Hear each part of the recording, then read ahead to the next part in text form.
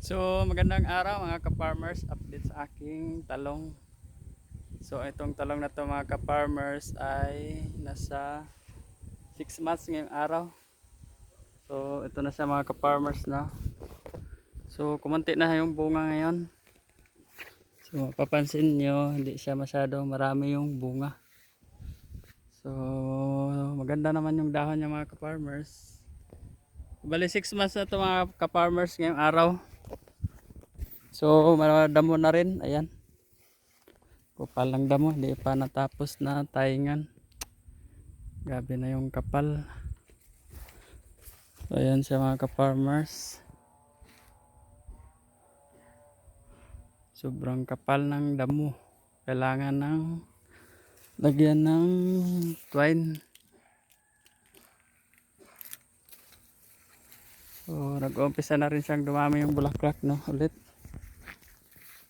So kumusta naman yung talong sa inyo mga ka-farmers? Okay ba yung presyo? So ito na yung talong natin mga ka-farmers. So ayan.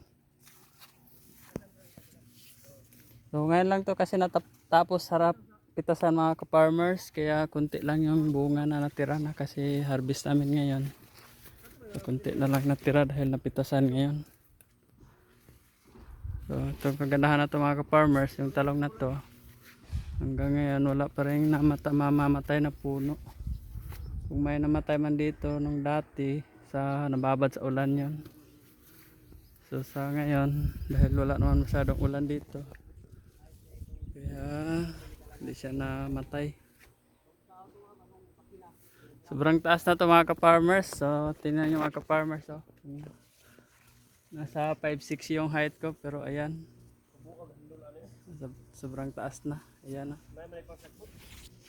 Sobrang taas na nila mga ka-farmers. So lalo na to mga ka-farmers, oh. Ayan, sobrang taas na. 6 months na to mga ka-farmers. So yun lang mga ka-farmers, no, nag-update lang ako ng aking talong 6 months. So kung bago ka pa lang sa aking channel, palambing, pa-subscribe, Rockboy Farm Vlog. Pahit na rin ang notification bell para palagi kang updated sa aking mga video. So yun lang, and more power. Hanggang sa muli, paalam.